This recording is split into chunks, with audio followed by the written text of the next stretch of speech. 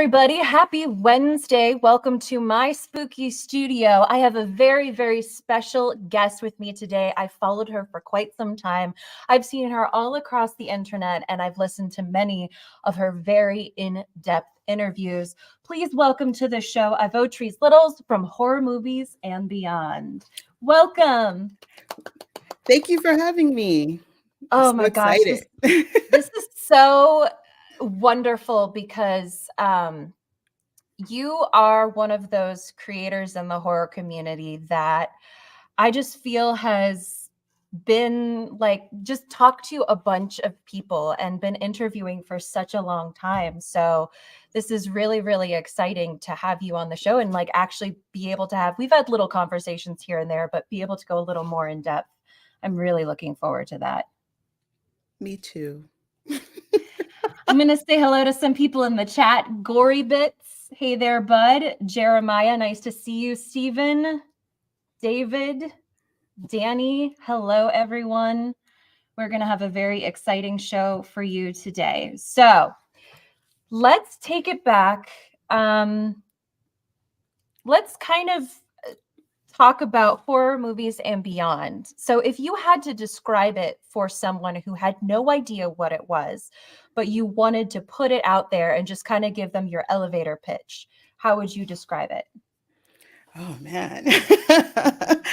It's basically a show about just the in-depth stories of people I interview about horror movies.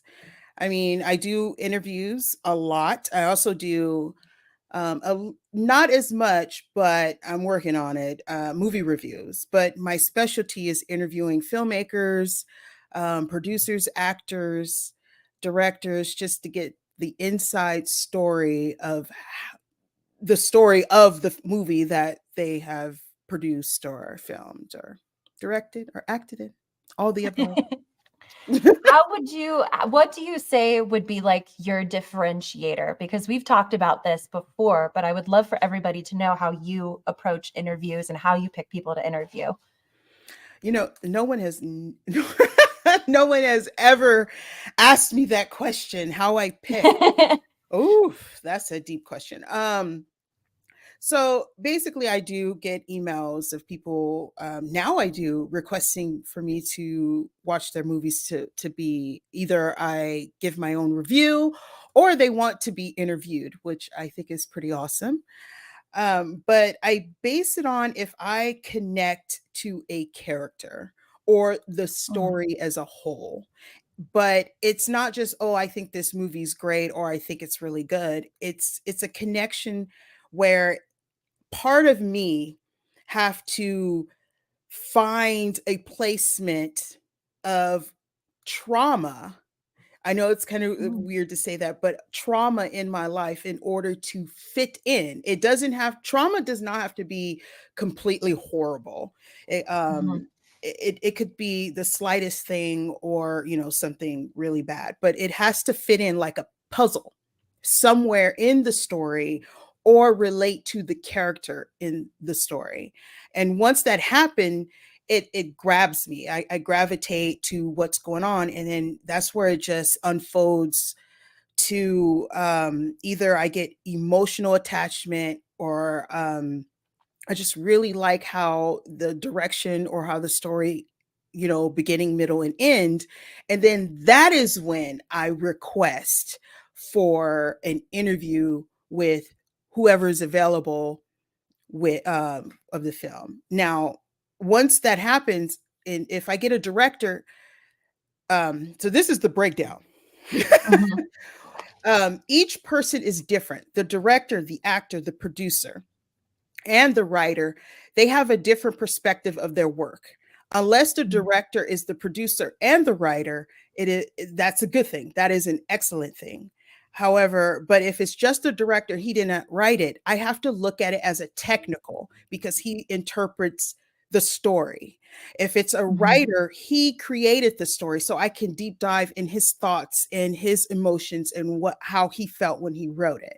If it is a producer, they're the ones who put the whole story together if they did not write it, or the director. So they're Mm. more technical, they're more problem solver. So that's how I construct my questions. If it's the actor, I have to understand their level of how they act. So I look at their previous work very briefly. I don't go through everything, but I look at something as similar to what they for similar what they done that relates to the film that I'm going to talk about, and then I break it down, the structure, the emotions, their feelings, the way they move, the way they speak, their facial expressions, and those questions relate to that. So, but if it's a director that did all of it, director, he directed it, he produced it, and wrote it, then it's more broad, and I have more control to Mhm. figure out what question to ask them. So yeah, that's how it works, because they're all different. You can't ask the same question to all of them unless they did everything. That makes sense. It's funny, I attended a conference a couple years ago, and it was a content marketing conference, and one of the guests was Tina Fey, and they were asking her questions like, "How do you approach content?" And I'm sitting in the audience going, "You guys, you've gotta like, how does this apply to her?" She looked at them and she said, "Why are you asking me this? You guys know this better than I do." And I feel like sometimes people just give, like, blanket questions without getting a little more in depth, and I feel like that's an area where you really excel, because it seems like the people who come on your show, they're able to have kind of one of those conversations about the film that they're not always able to have. Like, maybe it's a surface level, but you have a tendency to go in much, much deeper with them. Mhm. Exactly. S so, let's take it back to a little bit earlier in your life. What was young Avotres like? Did you get involved in like film club, like growing up? Were you really big into movies? Ooh. No, actually. If Oh. we go, it's interesting. When I was young, going to the movies was a family affair. Horror movies, the first horror movie is The Thing. That was the first horror movie that I remember, and I was around 4 or 5 when I saw that movie. I was kind of forced. Now everybody probably know that story, but I was a little bit forced to watch it because I kept trying to sneak and watch what my parents were watching, and to the point where they Mhm. said, "You're going to sit here and watch it." And as they when they press play on the VCR, The good um, old days. yeah. So I started covering my eyes. They was like, "No, no, put those hands down." So they hold them Oh, they're down. punishing you. Yeah, and I watched, and the first scene is when Copper was trying to revive Norris and his chest burst open. So that entire scene to the head crawling on the ground is when I was like screaming and hollering. That was the end, and they said, "Go in the room and go to bed." Right after that. So yeah, but other than that, it was just going to the movies, going to the Mhm. drive-in. This kind of tells how old I am. Oh, I Going to the love drive-in drive-ins. was like it was like a family affair. It was like going to the walk-ins. I saw The Abyss at the drive-in. I saw Evil Dead 2 at the drive-in opening weekend. Yeah, I feel lucky about That's that. cool. Yeah, I mean VHS tapes, Nightmare on Elm Street number 3 was my favorite. That was the first one. That was the first one I watched, and then it was 1, 2, and the rest. But Mm, other than that, it's just a family thing. But I didn't see anything else until I was around about, I want to say, 12 years old. I was watching Child's Play 2, and that's when I knew that I wanted to be in the film doing something. I wasn't mhm. sure. It was something about a cinematographer, because I used to watch Industrial Lights and Magic. That was a show way back when. I think that was owned by George Lucas at some point, or was it Steven Spielberg? I don't know, one of them. But yeah, so I just knew it, but I was so afraid because I was a shy girl. I got bullied a lot severely. I got bullied by my sisters. Um, and I just didn't live a really great childhood. Um, and I'm not afraid to say what has happened to me because I think we need to talk about it more because people hide from Mhm. it and then they hide and it fester and then something happens and they're like, "Oh, I didn't see that coming." Well, I mean, that's the problem. We hide from mental health, which we shouldn't. But yeah, Mhm. I was abused as a child, not by my parents. I'm gonna go that far, but I wasn't abused by my parents. My dad was killed Oh my um, gosh. by my sister. So it, and then from her, she started abusing me. So I got double whammied, and no one protect me. And my mom knew about my sister, but she didn't care. Like I don't know if she didn't care. Well, kind of. She just did her thing, but yeah, so I escaped to movies, fantasy, Ghostbusters, horror. I rarely watched it by myself young because it was scary, but it was mostly Mhm. fantasy, Goonies, weird science. I mean, it was just that's what I grew up with. He-Man, Voltron. Now that probably says how old Milo Pody, She-Ra, He-Man. That was me. Oh. So that was my childhood. The movies really start kicking in when I was probably in my mid teens because I was old enough to go to the movies by myself, and I would take my niece or with other family members. And then that's how it just kept going, from, I mean, Jurassic Park, it scared me. It scared me Yeah, as a kid, too. yeah, we went Do you opening think it's week. a horror movie? You know Do what? you say horror movie? As a kid, yeah, probably because it was scary as a kid. But yeah, so that's how it went, and then I would start watching more and more horror movies. And Saturday nights, VHS store, we would just grab the most scariest thing that we could, the box, and just watch it, and we'd be scared to death. So that's how it was. And I really wanted to get in film. I did want to get in acting, but I was bullied so bad. I just thought I was the ugliest girl in the world. No one's my friend. It was just horrible. I had a horrible childhood. I'm But so yeah, sorry that you went so through all of that. I can't that must have been really, really tough to have it at home and then also at school. yeah, I was bullied. And I don't tell people, but I was bullied twice. You go to school, they pull your hair, they take your lunch money, they kick you, slap you around. Then you go Mhm. home, and then your sister do the same thing. So there was no Mhm. safety. My safety net became movies and TV shows. So yeah, that's how it was. So how did you then get into why did you gravitate because you obviously have a lot of movies that you know a lot about. What inspired you to like gravitate more toward horror? Was there because like Wes Craven has said, you know, horror films don't create fear, they release it. And a lot Mhm. of people have used horror films to help overcome some of their own personal fears. Do you think there was any part of that when you were getting into horror or like what hooked you and you were like, this is my genre. This is where I want to live and thrive and do stuff.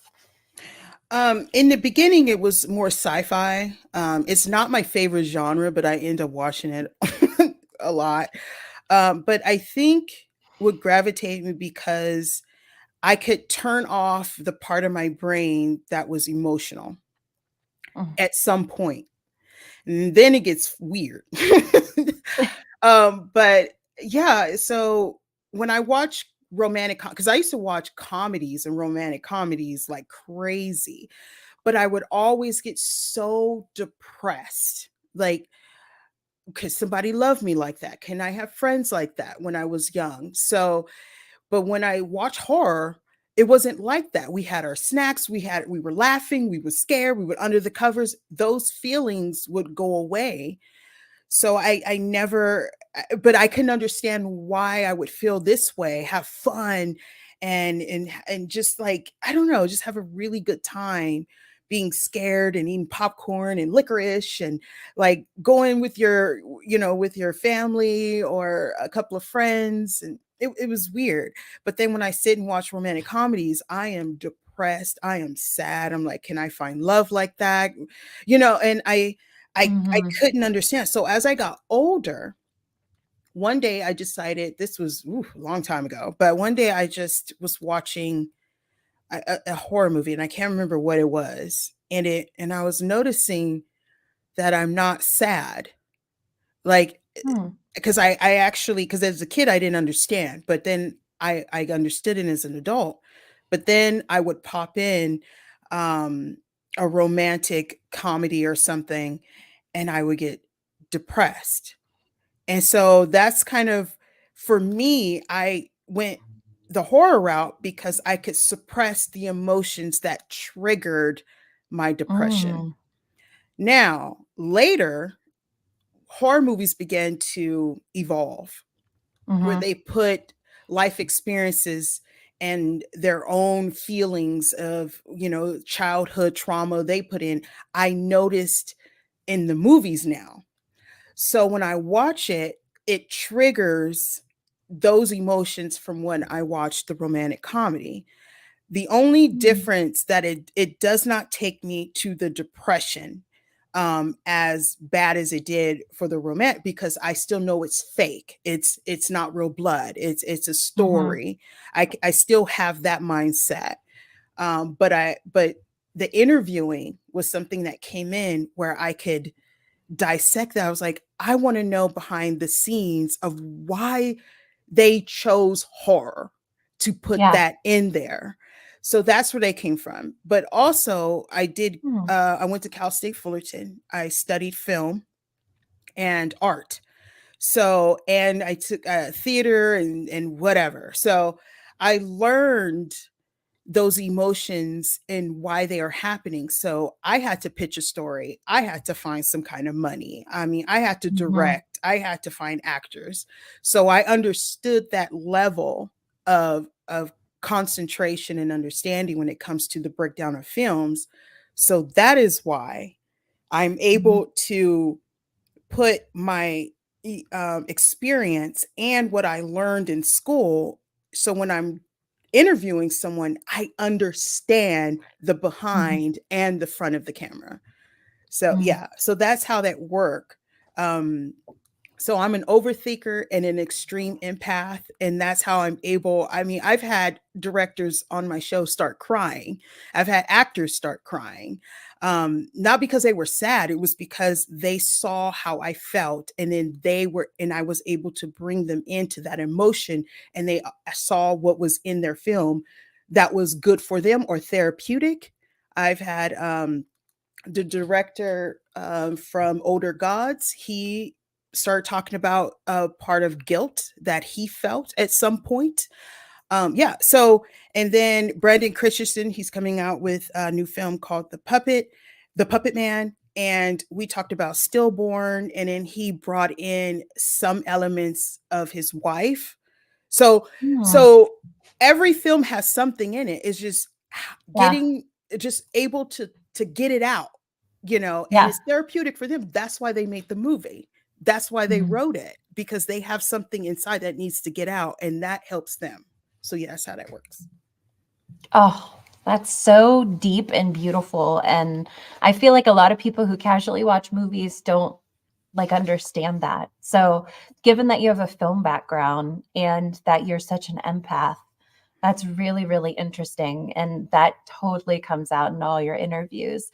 Is there a horror character or a story, maybe in your life entirely or even recently, that has really stood out to you and you're like, "That resonates with me or makes me feel something different especially?" Is there something you can think of? Oh man, just when you said that, my eyes start watering. I hope I don't. I don't wanna make No, no, no, you no, emotional. no. It's a good thing. It's a good thing. I learned that crying is not always bad. Mhm. It's a release of something.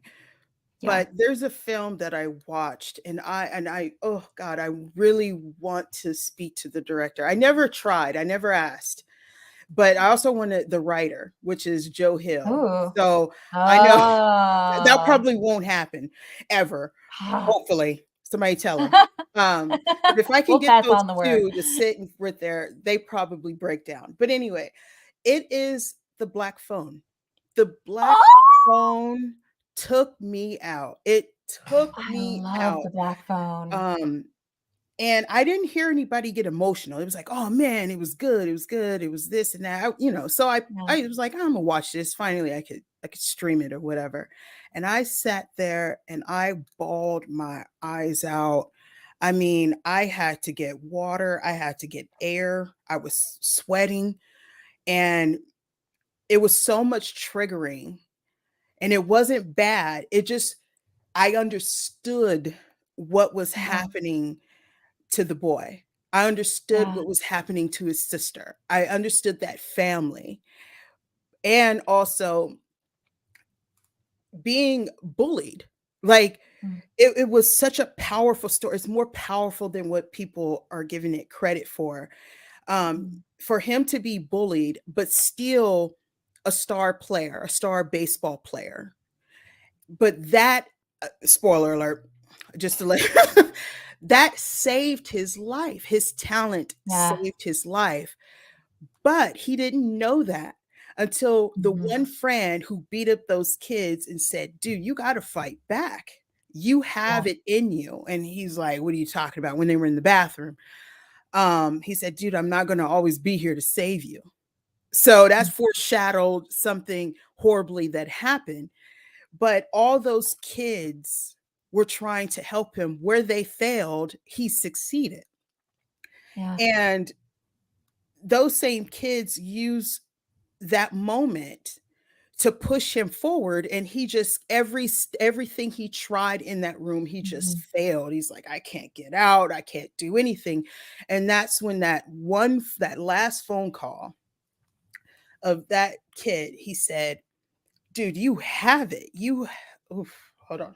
Oh my god. Sorry. Oh my god. I said I wasn't gonna do it. Um, oh my gosh. Okay, I'm not apologizing for my tears. I just Don't trying ap to yeah. You've got some of listeners like Gustavo, he's getting emotional too.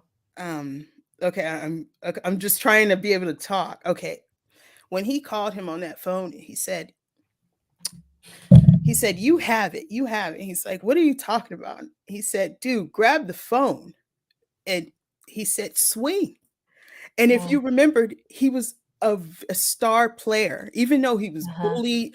His dad talked to him like trash. His sister, they was getting whippings. I mean, it was horrible, but he had something, and he just, oof, he just kept showing him, and he just said, "Swing, swing. You Mhm. use the gift you have to save your life. Don't give up." And so when the grabber came up in there, he used that, and that's the point of the film. When Mhm. things are gloomy in your life, you have nothing, or you think you have nothing, you have the greatest gift. And that's how I feel, because Mhm. I always hear, "You're a good interviewer. You're a good this, you're good that." And sometimes when I feel my low, like, why haven't I made it somewhere? Why haven't no one seen me? Um, why am I not here? But Mhm. everyone see me here, but I'm having trouble seeing me here. And so that goes for anybody. And that's what that story was saying. You have something. But even though he got out of there, he was across the street and everyone was at the other house. His sister never gave up. His sister never gave up. So when he came out the house, he was alone. Sometimes when you defeat something, you're still alone, but that's okay. You defeated it. Because remember, he was out, like his sister found, she was at the other house and he was just standing there. She saw him, Mhm. hugged him, and no one ran over. Nothing. Yeah. So sometimes your biggest cheerleader is yourself. And you have to Yeah. remind yourself that. And his dad realize that he could have lost everything and broke, and his dad dropped to his knees and apologized, because it was something that could have been lost forever because his dad was, not great. And because and he denied his daughter a gift, which saved her brother. And that's when he Mhm. realized it is something, it's okay to be different. You don't have to fit in. So that film, if you look past, Ethan Hawke as the grabber, and it's creepy and this guy's terrible. If you look Mhm. past and just focus on what the story is telling you, that you could defeat, use what gift you have to Mhm. fight back, never give up. And those kids never realized they had a gift. Yeah. But the boy, um, who beat up everybody, knew that he had a gift. He was the only one that knew it and saw it. Yeah. And then he helped him use it to save his life. And it was like, I didn't have that as a kid. I didn't have friends like that. I was a loner. I was bullied. I didn't have any friends. So it was also that part that I wish someone was there for me. But I had to Mhm. find out later, much later in my life, how talented I was. And it nearly killed me along the way. I am here because I just kept crawling on the glass. That Mhm. that is the truth. So yeah. No, no wonder the Black Phone resonated with you. Gosh, I that was my favorite movie of 2022, but even I didn't think about things in that film as deeply. That was absolutely beautiful. We've got Janine over here says, how deeply you resonated with it." Um, Tony said he's not emotional. Then he said he got a little emotional. And Danny got emotional to that. Gustavo said, seriously, who's chopping onions? Tony said, I realized after losing my mom that I was stronger than I ever knew I was, and definitely need to keep reminding myself. And I believe he also said, oh, yeah, in this one, I'm not emotional for you. I'm 43 and still waiting to be seen.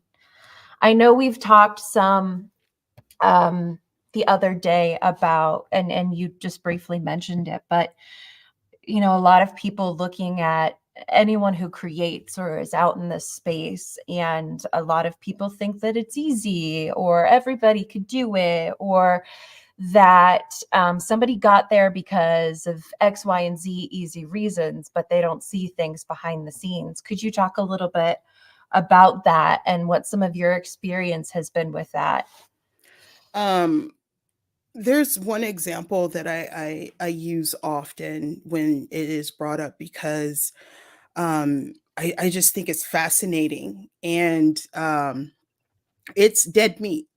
I interviewed them really extensively. The interview is an hour or something long, and it is on my YouTube channel. And we talked about how they became who they are now. And when they went to college, before they were friends, and then they met, and then they had this dream. And Chelsea moved here, to California from Michigan, and James stayed behind because he didn't have enough money, and he had to do what he had to do to raise money. And they were poor. They struggled. They were in debt. Everything, and everything I'm saying is not hidden. It is in the interview. So, and they struggled. They didn't know what was left or right. I mean, even Point James said he cried, like he was so in debt. They didn't, but they knew they had a dream. They knew they wanted to do something, so they did editing, they did this and that, and James got a job. And but they always had a vision. James was a very hard worker, and so is Chelsea. But they always had, Chelsea had multiple jobs. She stayed in a one-room apartment, and they didn't even live together yet. It was just, they were struggling. But the vision came. It was like, I knew I wanted to do something. So they have done things previously, but they want to do something on their own. And Mhm. for them to become what they are, I mean, it's worth ethics. It starts with that. You Mhm. just have this, you have a dream, but do something. And Yeah. that's what James was doing, and Chelsea was right there, and they were just trying to figure it out. And that's where Dead Dead Meat, the show, came from. They tried it to see if this would work, and it was pure luck that it happened to come out like right when Friday the 13th. So it just really, he said he didn't even know that they were, it just happened when the game that they did those videos, and it just blew up. So it's hard work and luck. And even in real life, it's luck.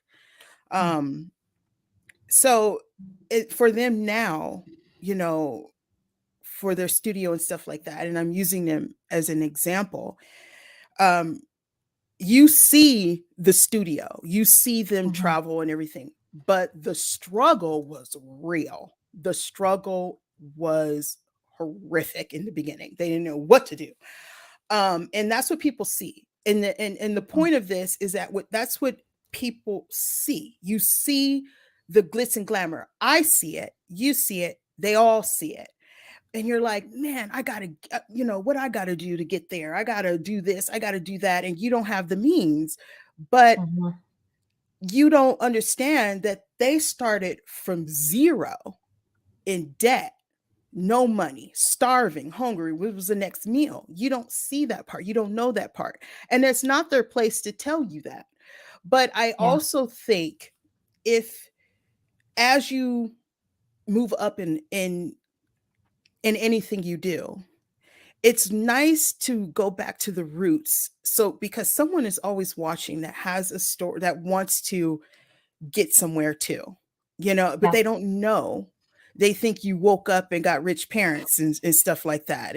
But it's not always the case. You don't always have a famous dad or mom or sister or whatever to get in there. There's people who, ate top ramen, they didn't couldn't afford that either. Mhm.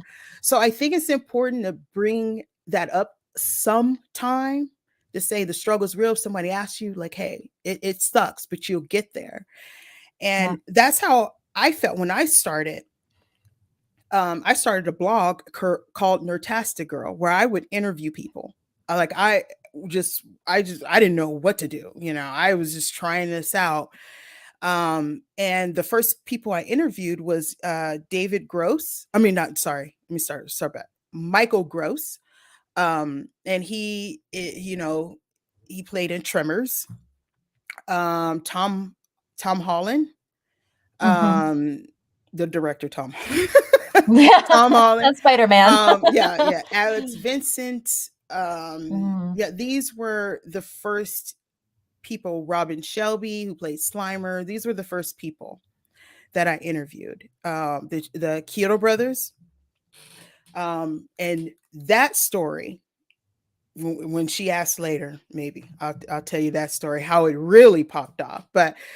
But yeah, and I didn't know what I was doing, and I just tried, and I would look at everybody.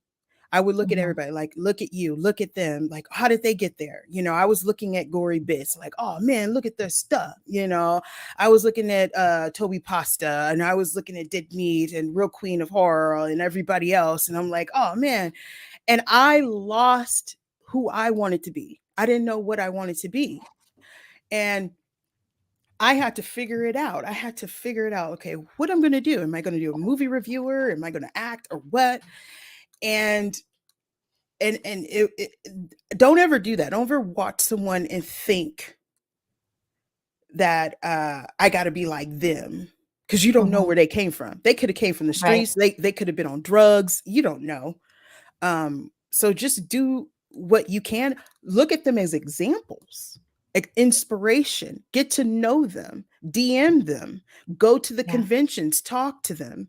Um, but don't copy, don't try. I mean, you may have some influence, that's okay, but you have no idea where your life or where it began. And I had no Yeah. idea. I mean, it is just shocking still, from watching, Dead Meat, then I interviewed the Chiodo brothers, which John Masari saw my interview. It was written because I did a blog, which met him, and then he introduced me to James and Chelsea, and I end up on their podcast, and then I went to their wedding. Like, so you have no idea what the path is. Yeah. So just do you. And because it takes one person to see your stuff, and you will shine and keep shining even if no one see it. So Yeah. I mean, that's what I do. I don't get paid for nothing. I'm not monetized. Every dollar I bought this whatever I could, in hopes it leads to something spectacular. Never give up, because I interview Orlando Jones, Casper Van Dien, Tony Todd, Barbara Crampton, Mason Gooding. I'm looking at him taking photos. We're having drinks. I mean, do you see what I'm saying? Like, you have Yeah. no idea where you go. I used to cry when I was like, oh my God, everybody is going to Bloody Disgusting, Fat Goria. They're all getting interviews. I go to the wedding, hang out with Radio Silence. Weeks later, we're doing an hour or something interview about Scream 5, and we're crying. You never know. Yeah. You never know. So yeah, that's how it is. You really don't. And you're completely right about, there is, and I still struggle with it, the balance between, okay, I want to support people, keeping an eye on what they're doing. And then I have something that I want to like kind of figure out the space of what everybody else is doing. But then you go down the rabbit hole of all this stuff that they've got going on, all this, what do they have that I don't, that, they're getting X, Y, and Z, but I haven't. I feel like I have something that's worth putting out there, but nobody seems to notice it. And it's tough. And then also, it's not just the content or the personality, it's also, the level of equipment or whatever it might be. Maybe they live somewhere with more people around them that are involved in something. I mean, just so much goes into it. And I've had people over the years, and when you were talking about luck, there is such a level of luck, because I've had people, when I started doing cosplay stuff, they're like, I could have done that. I could have done that. Yes, you could have. If I didn't start when I did, you probably could have had different things. And I would not, because I had started doing things in 2010. I mean, I came up with the internet. And so many things I know are luck, and getting somewhere and doing something that at a time when not many people were doing it. And so people don't often think about that. And I see big YouTubers that are like, yes, this is what you have to do to be successful. But they've been around for 13 years or more, and they have been putting in such long hours and work building audiences. And that's so different from somebody who's starting a channel now, somebody who's been going for much longer. And yes, some people will create a video or two and then they'll skyrocket, and that's wonderful for them. But sometimes people don't see the luck, or they don't take into account the luck that they have had in their lives. And Gory Bits chimed in and said, there is so much that goes into networking. Sometimes it's just pure luck. Mm-hmm. That is so, so true. Gory also says, Ivotres makes awesome content. Thank you. Tony said, been waiting on this live for days. Never disappoint. Thank you, Tony. Gory says, once again, loves where this is going. Gory Bits has been one of my biggest supporters from day one. And Gory is such a great, yeah, such a great person. Always very supportive, always chiming in. We love to see that community focused mindset, because we all succeed when we support each other. I do want to head back just a little bit. Janine had said, I love how you talked about a horror character's trauma being that puzzle piece to bring a film together. Black Phone is a great illustration of that. I feel like 10 Cloverfield Lane does that as well. But hi, Yeti, welcome. But yeah, I do think that there's just so much luck, and people don't even know. You could put things out, but you've also got to talk to people. You've also got to, there's those moments when you're responding to comments or doing something, or, keeping your head focused in your lane. And that's so important because each of us has something different that Mhm. makes us stand out. And we have to continue to lean on that, because that is essentially what going out into the world and just putting your face or your voice is. It's your perspective, it's your life, it's your insight or how you look at something that people end up following. And when you start to try to be something that you're not, first of all, you're not going to have fun because you're going to get burnt out, because that's not really you. Or you don't have the passion for it. So when times get tough, you're not like, I'm having so much fun, and that Mhm. gets really tough. Or you just don't know who you are, what you're doing, because you're not staying true to yourself. So Mhm. I think that that's Exactly. really, really powerful. There's one thing that I rarely I don't think I even talk about it, but um because that I had a childhood where I was abused mentally, like physically, emotionally, as a child, it really does something to your brain because it's not developed. And so, like I said, I'm not shy of what I do because I what has happened to me because we need to talk about it more. But Mhm, just imagine, don't imagine it, but just think of this, like my dad was my best friend and he was murdered. He died at my feet. And then my sister, she killed him. And then she sexually abused me. Then she beat me and she would call me ugly and all these things. And then I would go to school and get abused and bullied. So go home to that too. So I had a speech problem. I didn't like talking to people. I was afraid to talk to people. So I even had a reading problem. I my reading level was terrible because the brain is your kid. The brain is still developing. mhm, So then it's like, well, what age did all this happen? So I was 6. So I was 6.5 when my dad died in the abuse and the beatings and everything. So 6, 7, 8, that kind of stuff happened. Um, so I'm this kid getting I don't know what adults do, but I had to do mhm, it or I was getting beat with hangers and brooms and everything. So, um growing up, I had a problem with speech. I didn't like talking to people. I thought I was the ugliest thing in the world. I should be dead. And my sisters, all 3 of them told me I should be dead with my dad.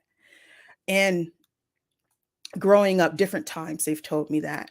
So when I want to do stuff on camera, I had to learn how to speak. I had to learn and I still have trouble. There's certain words I cannot say right. So if you pay attention as I'm talking, is how I talk to like say words and things like that. Um it's weird. It is so weird, but yet I love doing what I'm doing and it requires to be on camera. But I had to learn to be on camera. It wasn't like, oh, a natural, I just want to be. No, I had to learn it. I had to understand. I had to look at my flaws. I had to look, um, I had crooked teeth. I got them pulled out. I begged the dentist to pull them out. And I got fake ones.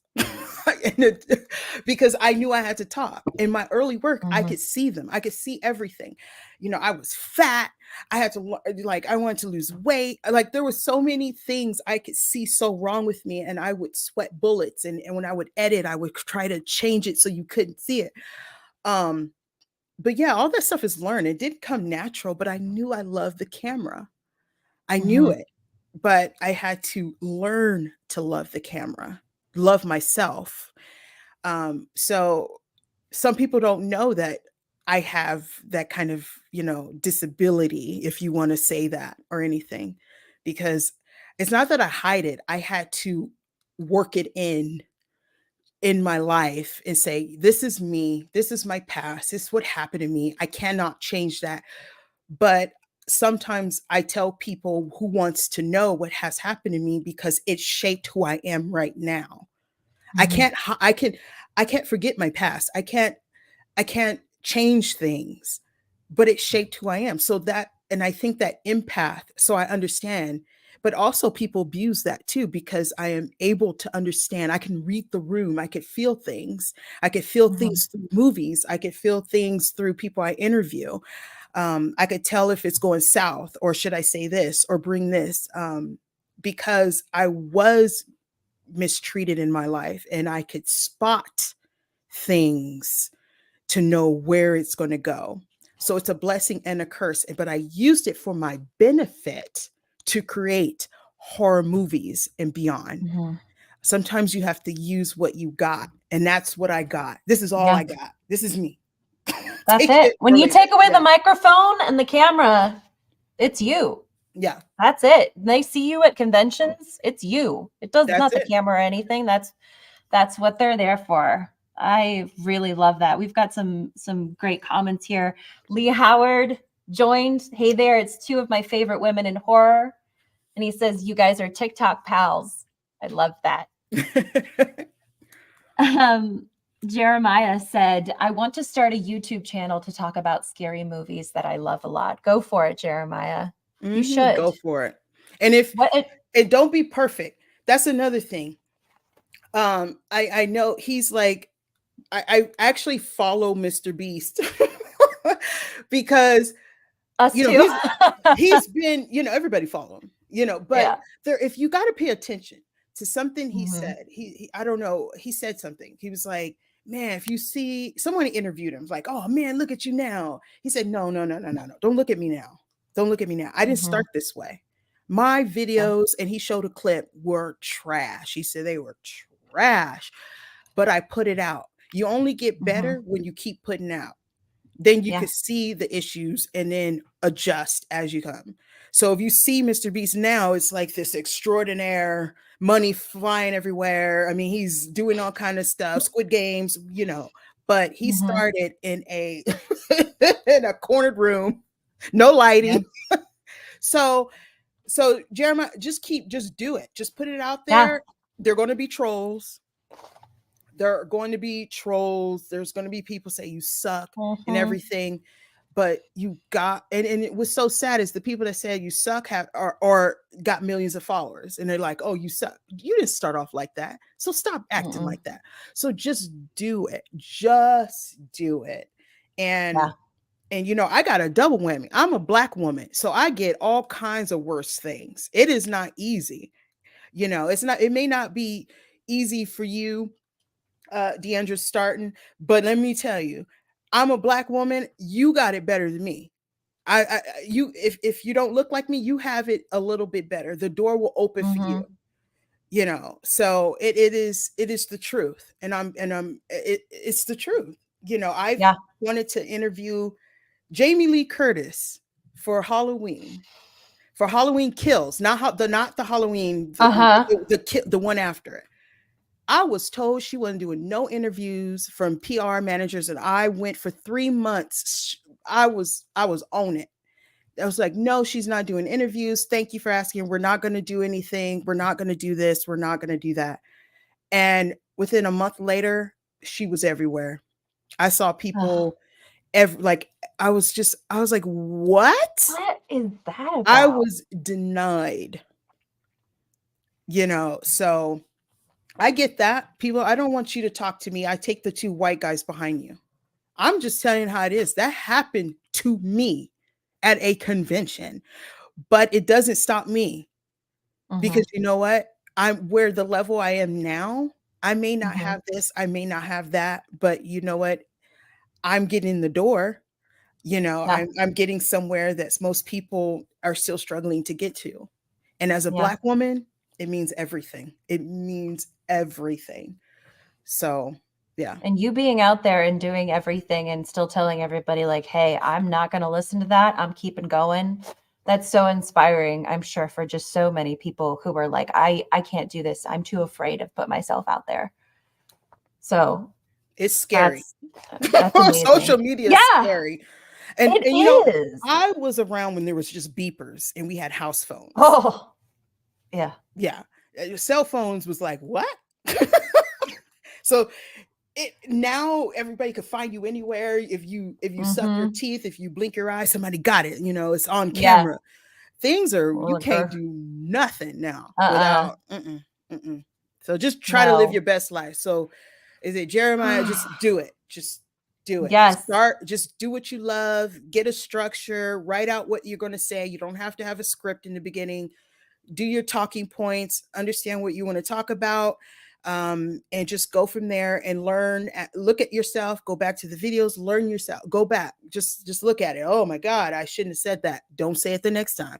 It's all no. It's all a learning It's process, true. You gotta, man. that's one thing. I mean, I hate watching myself, but often I'll look at myself and be like, all right, I have a tendency to look off, like when I'm Hmm. talking to somebody, or I talk too fast, or I keep doing this hand motion, or I say so too much. Good Lord, the amount of times I say so.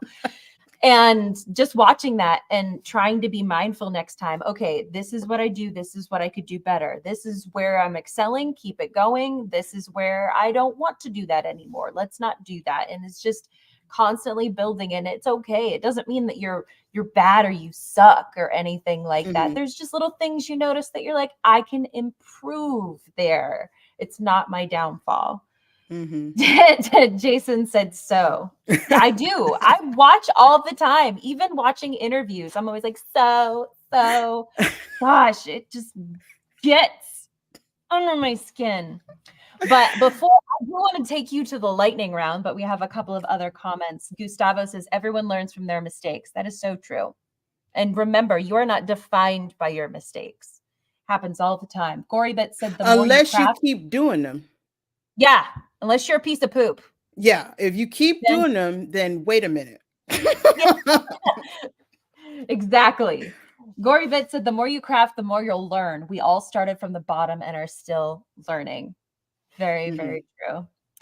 Gustavo said that he remembers going to Blockbuster and Hollywood Video a lot as a kid and always rented a horror movie. And the first horror movie he saw was John Carpenter's Halloween and Scream.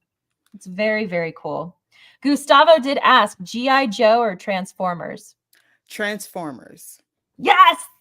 I love Transformers. I love Transformers. Even though I used to watch the TV show, both of them. Yeah, There I was love I used to those. watch the TV, and they wasn't reruns. Gosh, I Well, I look babysat two little young. I boys and look I young. love I Transformers. look young. People surprised, like when I'm not afraid about my age, but people surprised like when I start talking about, oh my God, I used to watch She-Ra. What? I used to watch Garfield, but it wasn't reruns. Yeah, that would have been so fun. I would It have loved was. that. And Ugh. also Police Academy was a cartoon. It was, Oh, yeah, it was called Police Academy the series. Yeah, it was a cartoon. I did not know that, but I love watching. It's so funny though, like loving bands and movies and things that were really big in the 80s. Everyone's like, isn't that before your time? That's my time. And I'm like, Those are the what best is that? times. 80s and Yes. 90s. You did not If need an adult to go see a horror movie. mm-mm. Not until 97 they started cracking down because kids are influenced. Yeah, we're right. But yeah, man, I saw all kinds of horror movies by the Ghoulies, the oh Mm, my gosh, demons. Man, yeah, yeah. Anyway, what a list. it was good. It was good times. Gosh. Oh, I would have loved that. But anyway, it's time for a lightning round. I've got some like this or that questions, but I've also just got like things that don't think on it. The first thing that comes to mind, give me an answer. Are you ready? No. This is get to know you Ivotres lightning round. All right, All I'll right, here we try. go. Early mornings or late nights? Late nights. Coke or Pepsi? Coke. Goosebumps or Are You Afraid of the Dark? Are you afraid of the dark? No, I'm just kidding. What is your proudest moment so far?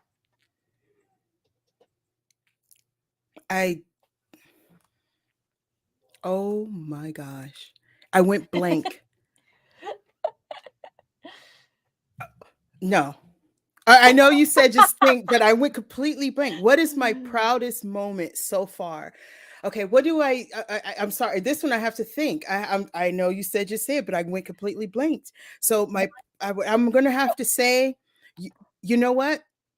There's so many proud moments. Okay, they all came in, but I'm gonna go with this one. When in 97, I saw Starship Troopers and I wanted to be one of in the infantry. And then many years later, I interviewed Casper Van Dien and he did his line with me. Oh. So yeah, that was a proud moment. I felt like that 16-year-old girl joining. Yeah. I was doing my part. Yeah. And I interviewed him. And now I'm friends with his wife. That's So that's, you crazy. never know how life takes you. All right, continuing. Who's your favorite horror character? I do not have one. That's fair. That is I okay. do not have one. Who is your dream interview, living or dead? Stephen King. Ooh, good one. He's still around. There's I know. Steve, anybody know him? Please. I've been trying. Trying. We got Freddy versus Jason, but what other two icons would you want to see face off? Oh my gosh. I said it in one of my oh my God. Oh no. I said it. It's so stressful when you feel like you're under a crunch. I said it. I thought it would be so awesome. It was Art the Clown. Ooh. And Art the Clown and Freddy Krueger. Oh man, that would be a sweet fight. Ooh. Wouldn't it? It's very sweet. My God. They would be hilarious together. It would be like, so, you know what? Good. Oh, Tony says Chucky versus Leprechaun. That would be funny. That I would laugh the entire time. I know. The jokes. Jeremiah said, "Thank you for your awesome encouragement to start my YouTube channel." Just do it. Love that. Just freaking do it. All right, you're stranded in the last horror movie you watched. What movie is it, and will you survive? Oh, girl, no. These are hard. Okay. You should have set them ahead of time. But then it wouldn't be this fun. Okay, I'm stranded in a horror movie, and would I survive? The reason I got to think about it because I'm Black. So I'm just being honest, okay? If there's two Black people in there, then I have a chance. If it's just me, it ain't gonna happen. So unless, no, I'm not that smart.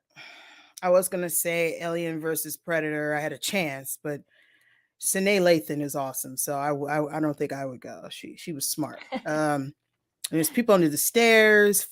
Food will survive, but I wouldn't even go in the house. Yeah. I would have to say, you know what? I'm going to go with the most craziest. I don't even know if it's a horror movie. I'm going to say Little Shop of Horrors. I'm going to sing my way out of there. She's like, I'm leaving. Yeah, because there were two Blacks. The girls those three, they were singing. So I'll survive. I'm a singer. There we go. Perfect. Perfect. You made it. Yeah. All right. Last lightning round question before we get into the new game. You see yourself in 5 years.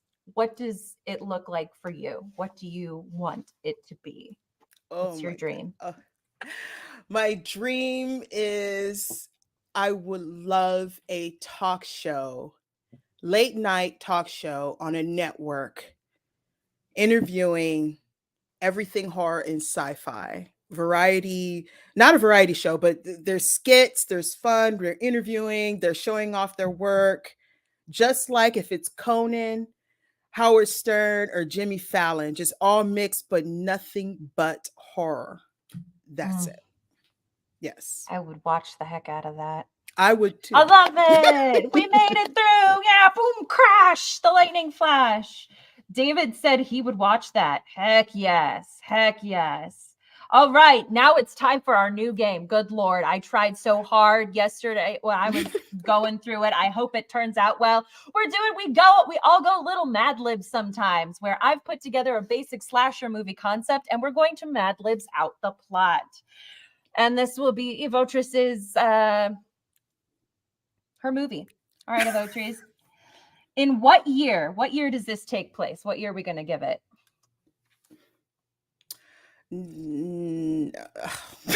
Let's go 1985. All right, 1985. What is the name of our killer? Do we want to even like Bob or something? What are we going to give him? Switchblade. Ooh, Switchblade. Yes. All right. Give me a method of death. He has laser eyes, split you in half. Laser eyes. What location is this all taking place at? Is this at a campsite? Is that New York City? Where is it? In Los Angeles, downtown. Oh. Okay. The switchblade, the laserer. I love it. Give me an article of clothing. 2 articles of clothing, actually. Plaid shirt and some skinny jeans. Ooh, emo. Love it. All right, a weapon of choice. What's a weapon? Oh my gosh. Weapon of choice. A toothpick. Toothpick. He know how to fling them. So this, give me a verb. Oh man, I gotta learn. What a verb? Yeah, like dance, sing, drive, party. Oh my gosh. Dance, party, sing, drive, run. Okay. What is, okay, wait, nope, this is actually your name. All right, we're going to put that in there and give me a second weapon. A second weapon would be a rubber band. Oh, this is going to be so great. All right, give me a resurrection method. A resurrection? I don't like. I need help with that. Like how they come back? Yeah, how they come back out of the toilet. I don't know. Oh my gosh, this is so funny. All right, let me put this. All right, and then give me a noun. So just like a word like foot, car, toothpick, just whatever you could think of, just an object. But oh yes, all right, we've got our story here. So here it goes. In 1985, Switchblade, the killer, died by being split in half by laser eyes in downtown Los Angeles.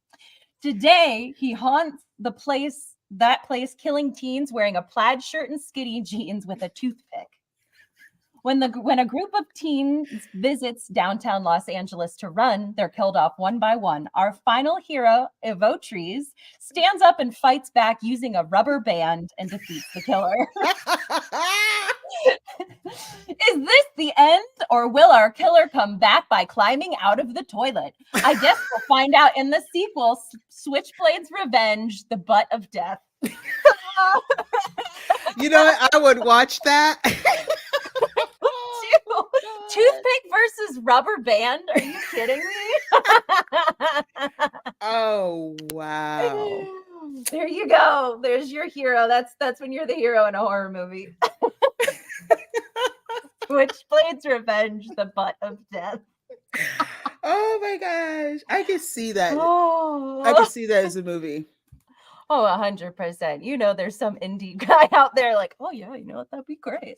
Trauma's I like, yep. I just watched a short film. I got to it was a paper, the guy was wearing a paper bag and he would go off and unalive people if they didn't recycle. If they I can't remember. Wait, was it the Bag Man? It was on Tubi, I think. It was called The Bag Man, I think. I Oh my laughed. It gosh. was what it was wild. No, it was a full I'm, feature. It wasn't a short. It was a full feature. I was sitting there laughing. It I was am funny. I will watch the heck out of that because they come up with the most interesting. We almost put on Lamageddon the other day. I still want to watch it. Oh my gosh, I want to watch Lamageddon so bad. We watched Velocipaster a while ago. I just tell everybody, I'm like, you've got to see this movie. He's a priest who turns into a velociraptor. And they're like, what? And I'm like, just watch it. It's great. It is so great. Mm-hmm. Oh man. Well, Avotres, we are coming up toward the end. So you've given us a lot of advice. You've shared a lot of really helpful insight. But if you could offer one specific other piece, or maybe highlight something that you've said, one piece of advice to everyone listening, what would it be? I would say never give up, but that kind of sound a little off. Everybody says that. Um, I would say um use use your flaws for your benefit. Like if you have a problem with something, just find a way to work it into what you're trying to do. Don't deny it. Don't deny who you are. Don't deny your flaws, because they're there. And just do whatever.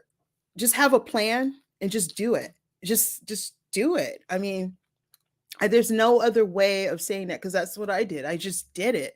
And yeah, I have a speech problem, but there's no excuse because somebody else is doing it. So you just got to Mhm. just suck it up. Life sucks. And it does. Like you could do everything right and someone could just mess you over beyond anything you could ever think of. Just live and do the best you can and just use your flaws. If you can't walk, you're in a wheelchair, sit down and talk. You're already sitting, use what you have. Help people. Don't deny your flaws to the point that you ignore them. No, use them because someone else may see that and say it may be an inspiration for them to move on, to use that. um that's pretty much up. And don't deny your journey, because I believe the journey is better than the destination, because once you hit the destination, what do you got? You're sitting Yeah. there and all you're going to do is reminisce about the journey. So that is Mhm. what is important. Just keep going, and that's pretty much it. That's beautiful. I love that so much. And the last question is, what's next for you? What do you have coming up? Oh man. Let's see, what do I have coming up? Well, I do have some interviews that are soon to be coming out. Hopefully, one this Saturday. I don't know if anybody ever seen this movie, but it's called Don't Look Away. There's a YouTube one, I think a short film, but this is a feature. And Saturday, hopefully, once I get it edited, finished, and it'll come out this Saturday. Shooting for Friday, but Saturday. And also I did a Prater Natural Mysteries. That was my other thing that I do. I did an episode with Evo Tyrone. So that will be coming out within a week or so. And I have another interview. They're Always stacking busy. up. They're Mhm. stacking up. Like people have been sending me emails. like you could send me your email if you have a short film, like who I don't know, or you know someone. If they have a short film or a feature, you could send me your email and your press kit or whatever, and I'm gonna look at it. I'm gonna watch it, but it has to follow these guidelines I have in order for you to be on my show, because I want to be real with you real quick, people out there. I'm not going to interview someone if I cannot relate to the film. Doesn't mean the film is bad, because what I think is terrible, somebody might love it. So it's just I need to connect in some way. The actor, the story, those are the two only things. In order for you to be on my show. If I watch it and I tell you, oh, I'm sorry, but this is not, it's not a bad thing. It's just, I can't relate to it. Please don't take offense to it. But I'm not a liar. You know, if I don't like something, I don't like it. But I'm just not going to have anyone on my show that I can't relate to. Like, far as not you as a person, but your story. You want someone authentic. You don't want somebody to say, oh my God, this film is spectacular, and they know it's crap. You don't want liars. You don't want to work with liars, because there's enough liars out there. But just, I mean, if you want my constructive criticism and it's not filmed, or if you want to, we could just do a Zoom, I'll do that. You know, I don't mind doing that. Everybody, I love constructive criticism. But yeah, so that's one thing. But yeah, it's pretty much it on that part. I love that. You've been so inspiring, Ivotres, and I will leave all of her links to her YouTube channel, to all her socials down in the description. I appreciate your time so much. Thank you for being vulnerable. Thank you for being honest with everybody and putting that out there. And thank you for never giving up. We really appreciate it. The horror world is brighter because you're in it. Oh, thank you. I mean that. I really do. I really do. I'm really glad that we got a chance to talk and get to know each other more as of late. And who knows where the wind will take us in the future. You don't know. You never know. You know, they tell you never tell anybody what's your next move. Just show up and do it. Just do it. Exactly. So I'm hoping I that talk show thing is like, no one's doing it. No one is doing it, but it can be done. But I'm going to do fabulous. it. I'm going to do it. I know I'm going to do it. I know you are too. All right, everybody. Thank you so much for joining us. Thank you again to Ivotres. We'll see you next week, and make sure to follow her. She's awesome. Bye, everybody. Have a good week.